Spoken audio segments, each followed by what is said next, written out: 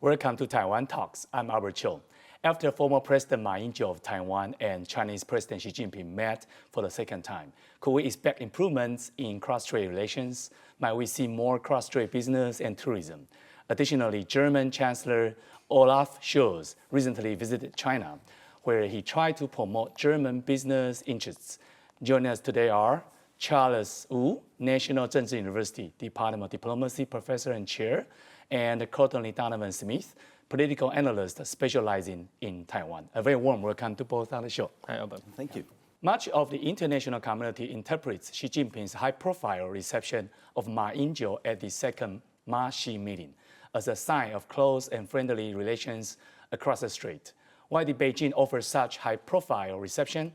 How do you see the international interpretation of Taiwan's position and cross-strait relations, Charles?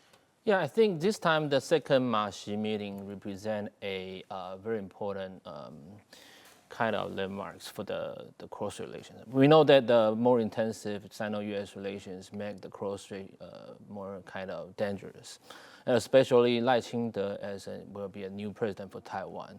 I think Xi want to use this chance to offer an olive branch to the cross relations. He doesn't want a major conflicts, no matter when, okay? But one thing I want to say is why is Ma-Xi meeting second time? I think because they have a good relationship between Xi Jinping and Ma Ying-jeou. Personal relationship. Especially after the first time, 2015, they met in Singapore. Xi mentioned, we will see you next time. So I think this is the second time they meet, and Xi already recognized Ma as a very important representative of Taiwan, which he can build up the communication channel.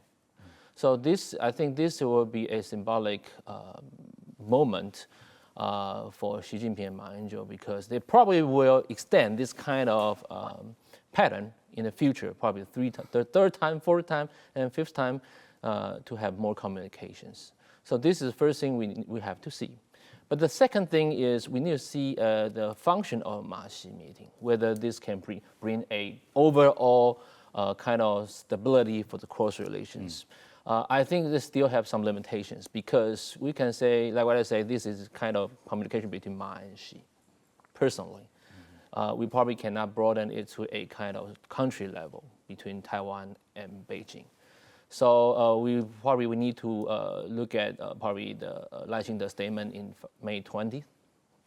What's his opinion and his mainland policy, and we can identify the future kind of the trend of the cross relations. Mm-hmm. Donovan, we know that between Ma Ying-jeou and Xi Jinping, the consensus is on 92 consensus, right? And this is really what CCP wants Taiwan, especially Lai Ching-te administration after May 20th, to accept. Even if Ma Ying-jeou is with Xi Jinping in this, but probably this is not a majority of the opinion in Taiwan. And so what is your take on this?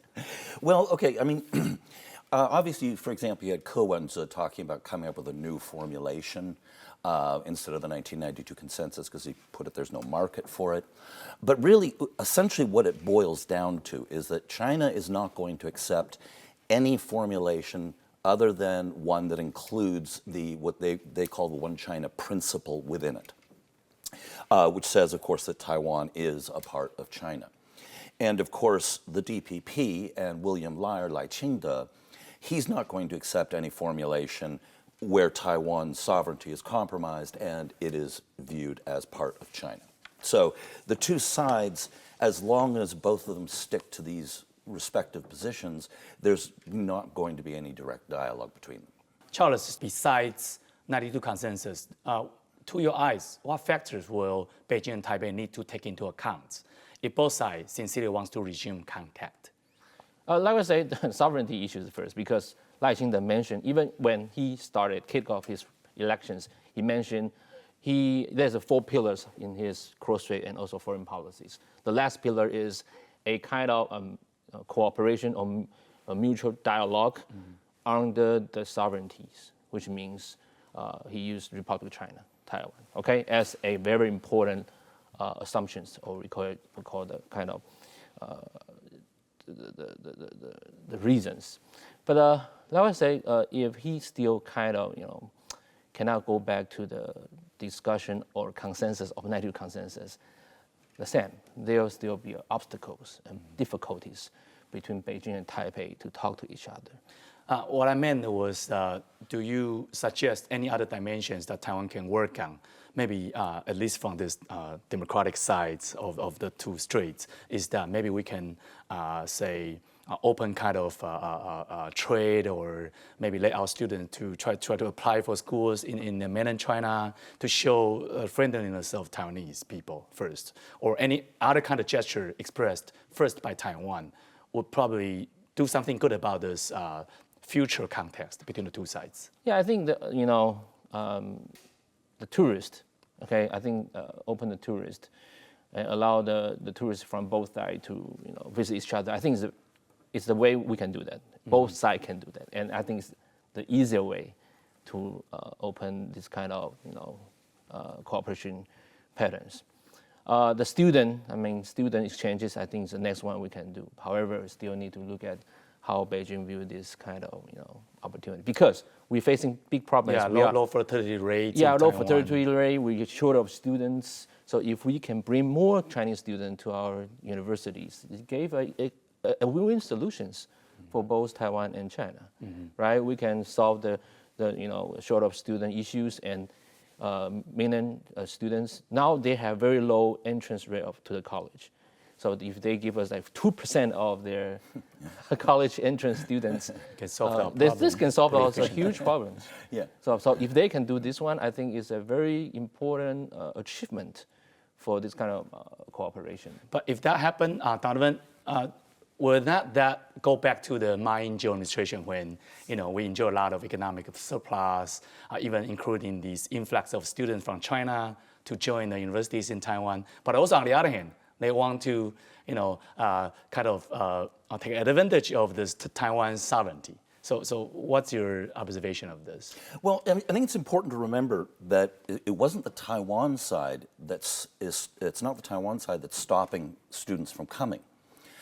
It's not the Taiwan side that blocked the tourism. Both of those came from the Chinese side. So as far as Taiwan's concerned, Taiwan's still open to the tourists and is still open to the students, but on the Chinese side, they aren't letting them through. So that is entirely in the hands of the Chinese side. Now, of course, there are Taiwanese students studying in China. There are, there's hundreds of thousands, although the estimates vary pretty widely, of Taiwanese businesses or business people there. And of course, there's a lot of tourism, and China has not blocked it coming into China. Also, the government in China has been rolling out, particularly in Fujian province, a series of what they claim are preferential or making Taiwanese equivalent to Chinese in terms of how their businesses and licenses and so forth are treated. Although anecdotally, I've heard that in practice, Chinese tend to have better contacts and still get better arrangements than Taiwanese coming in. Mm-hmm. In fact, during the meeting with Xi Jinping, Xi himself made a rare gesture of goodwill. He even expressed his pleasure at seeing Chinese citizens visit Taiwan. I was wondering that if Xi Jinping want to set aside the sovereignty issue just for the time being, partly for maybe soften relations with the KMT first at least.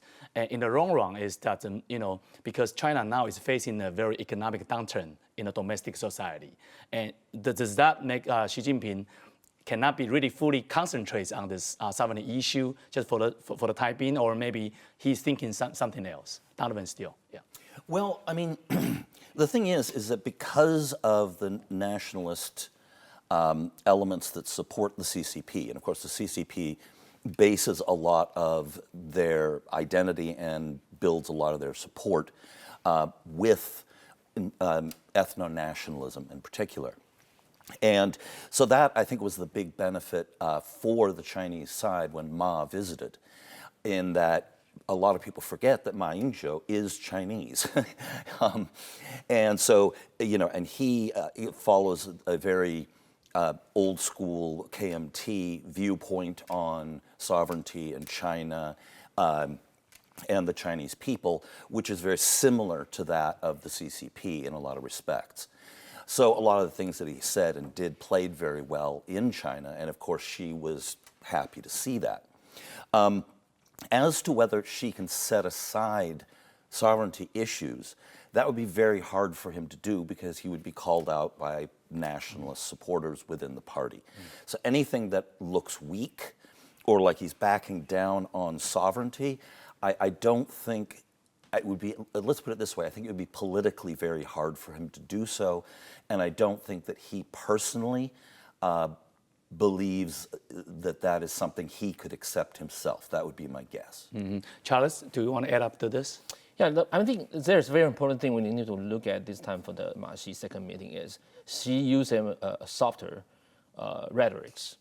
He didn't mention anything about one country, two system during the meeting. No. Every speech or talks he says only 3 minutes, very short, and he only touched on we call the soft power sides. People visit, student exchange, culture, nationalism stuff. Okay, so I think he will try to lower down the kind of tensions between the two sides. That's the first thing I want to say. But the second thing is, I think because of Ma's personality and also his backgrounds, he is kind of more pro-China ex-leaders for Taiwan.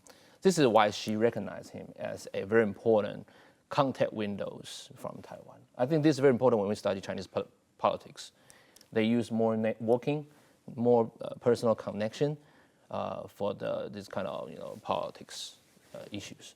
So likewise, I say we probably need to look in the future whether Ma will visit again, bring more students in, and also build up this kind of we call people-to-people exchange patterns. Because during Lai Ching-te's administration, I can see very limited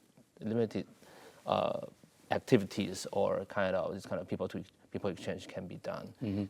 Some people would always say that for authoritarian country like China creates a international tension, especially between Taiwan and China, or cross-strait tension would be a good excuse for Xi to kind of move the attention from domestic to something else to kind of release the pressure.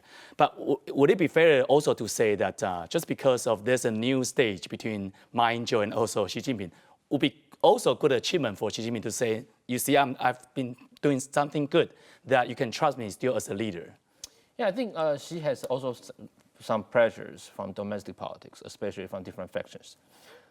He need to show to his winning coalition, say, hey, I do this on my check cards. Okay, I have done achievements on the cross relations. And we also kind of bring this kind of person-to-person contact windows, and Ma will be a next very important person to do this kind of jobs. Right now, she has done the job, she can persuade his winning coalitions about his achievements. This year marks the 10th anniversary of the establishment of a comprehensive strategic partnership between China and Germany. There are over 5,000 German companies investing in China, and China has become Germany's largest trading partner. Following the second Ma-Xi meeting, as we just mentioned, German Chancellor Scholz visited China.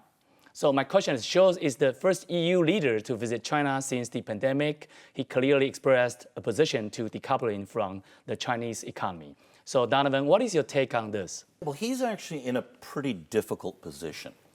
Van der Leyen, by the way, the two heads of the EU did visit, but they're not individual country heads. Now, there's more hawkish members in the EU, and then there's more dovish members, and Germany's kind of, they're walking a little bit of a tightrope in the middle here. And also, he's also a little bit constrained domestically because he's the head of a three-party coalition. And on one side, he's got the Greens. On the other side, they've got the Free Democrats, a more pro-business party. So, he's got to, there's a lot of balancing acts going on here. Now, obviously, German businesses were making a lot of money in China previously because the kinds of industries that Germans are in and the kinds of industries that Chinese excelled at, particularly they would have low-cost labor, and the Germans would bring in high-tech, advanced engineering, and advanced chemical capabilities. But increasingly, China's moving up the value chain, and at the same time, China is picking key industries and heavily subsidizing them so that Chinese companies and now have all this extra overcapacity because of all these subsidies.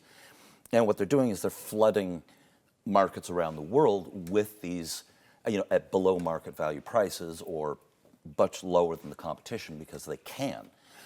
And so key industries like steel previously, shipbuilding, you also have, and now more recently, solar panels, batteries for electric cars and electric cars themselves. So on the one hand, Germans are very afraid of a flood of more of these products coming into their market domestically and causing a lot of damage.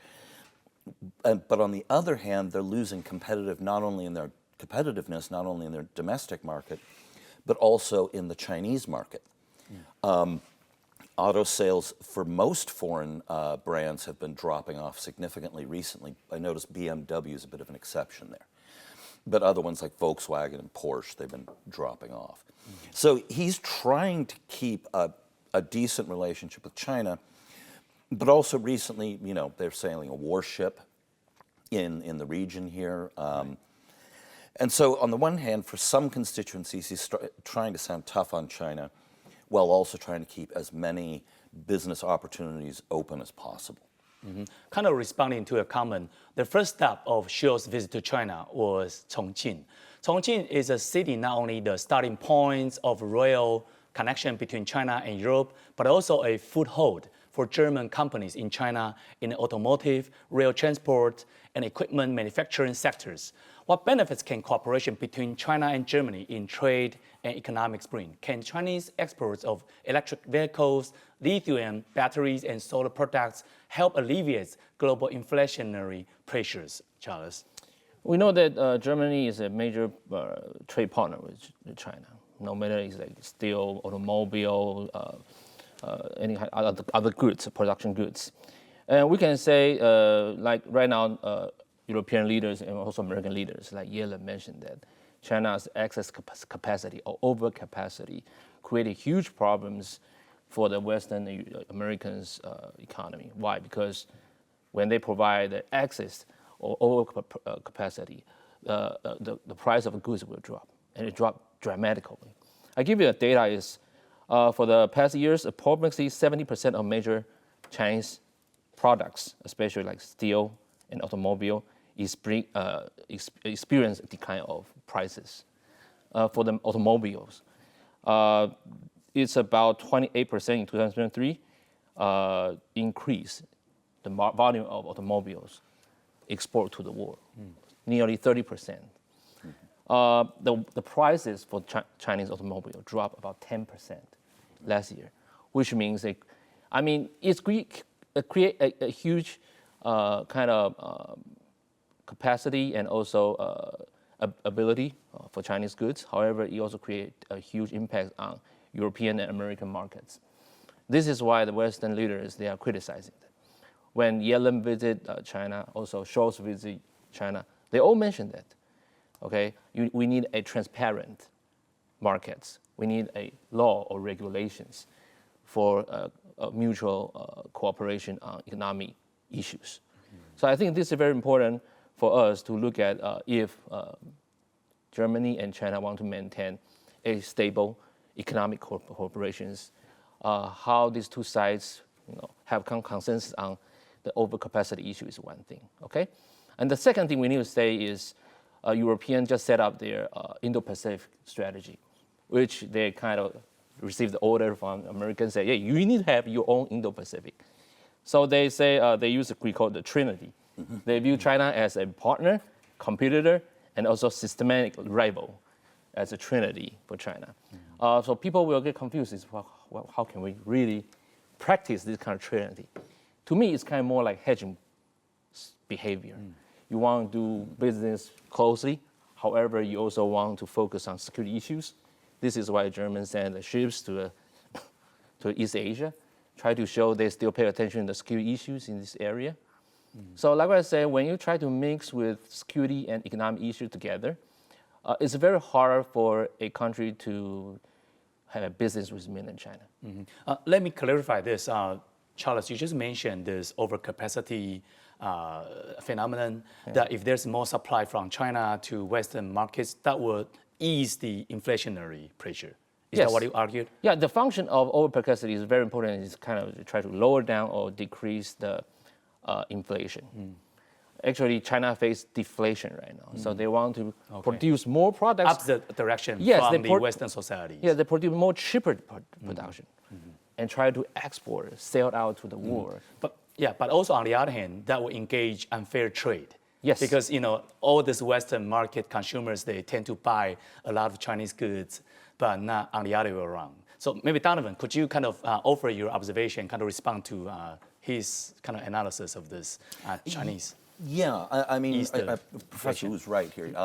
The thing that, they're facing deflation. They have a lot of